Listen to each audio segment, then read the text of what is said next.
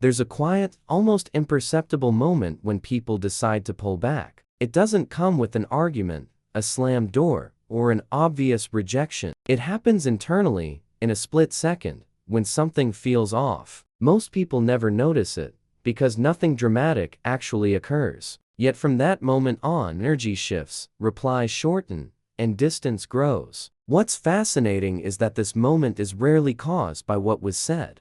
It's usually triggered by how someone showed up emotionally. Too eager, too available, too tense, too invested even with good intentions. Like holding a handshake a second too long, it creates subtle discomfort, and humans are wired to move away from discomfort without explaining why. Experienced observers of human behavior notice this everywhere. In friendships that slowly fade, in dating that cools overnight, in meetings. It's not rejection, it's regulation, people protecting their internal balance. The tragedy is that most try to fix it by doing more, not less. And that's exactly where the real signal begins to form. When distance appears, the instinctive response is almost universal. Try harder. More messages, more explanations, more presence, more effort. It feels logical, like leaning forward to catch someone drifting away. But socially and emotionally, effort doesn't work like physics. Sometimes pressure increases distance instead of closing the gap. Seasoned mentors often compare this to quicksand. The more someone struggles to regain control,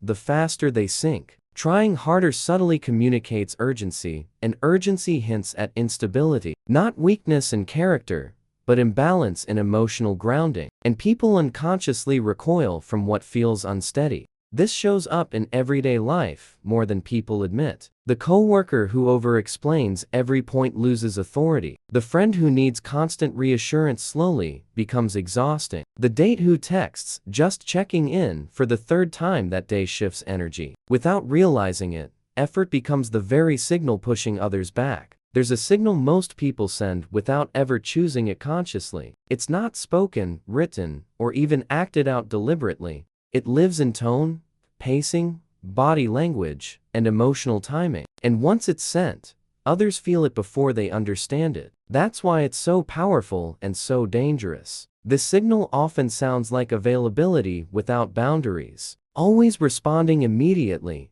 always accommodating, always flexible. On the surface, it looks kind, mature, even generous. But underneath, it can register as a lack of self-containment. Like a store with no closing hours, it quietly loses perceived value. People with social intelligence don't avoid warmth, they avoid leakage. They sense when someone's energy spills outward, seeking validation. Not because the person is needy, but because their center is external. And humans instinctively respect those who feel internally anchored. That anchoring is the quiet signal most never learn to send. Confident detachment is often misunderstood as coldness. In reality, it's the ability to stay warm without leaning emotionally. It's presence without pressure, interest without pursuit. And the moment it appears, power dynamics quietly rebalance. Not through dominance, but through stability. Think of someone who listens fully, yet doesn't rush to respond. They're engaged, but not reactive, open, but not exposed. This creates a psychological pause others instinctively respect. Like a calm speaker in a noisy room, attention naturally shifts toward them. No force is required, gravity does the work. Mentors often suggest practicing this through small behaviors. Delaying non-urgent replies, ending conversations first, holding silence. Reading books like The Courage to Be Disliked sharpens this mindset. So does observing emotionally secure people instead of copying tactics. Because once detachment feels natural, people adjust without being asked. Emotionally secure people rarely try to manage how they're perceived. They don't chase clarity, force closure, or demand reassurance. Instead, they move with the quiet assumption that things unfold naturally. This isn't arrogance, it's trust in their own internal stability. And that trust subtly reshapes every interaction they enter. They pause before reacting,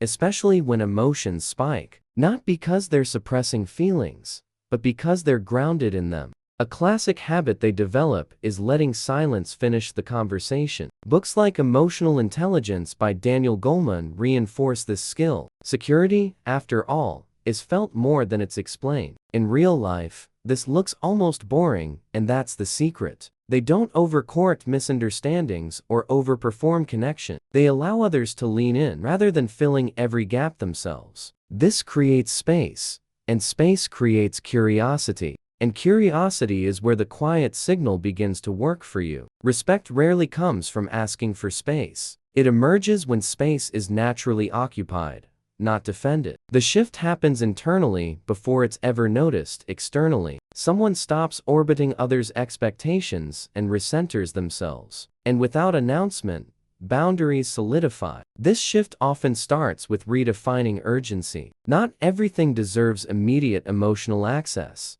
Seasoned professionals schedule solitude the way others schedule meetings. They protect focus, energy, and emotional bandwidth deliberately. That self-respect quietly trains others how to engage with them. A simple practice reinforces this shift powerfully. Choose one daily moment where no response is required. No explaining, no apologizing, no filling silence. Over time, this recalibrates how people approach you. And once space is respected, the final piece clicks into place. The real mastery lies in balance, not withdrawal. The quiet signal isn't about disappearing or withholding warmth. It's about choosing when and how energy flows outward. Like dimming a light instead of switching it off. Presence remains, pressure vanishes. Emotionally intelligent people stay expressive, but not explanatory. They share, but don't over-justify. Care, but don't chase.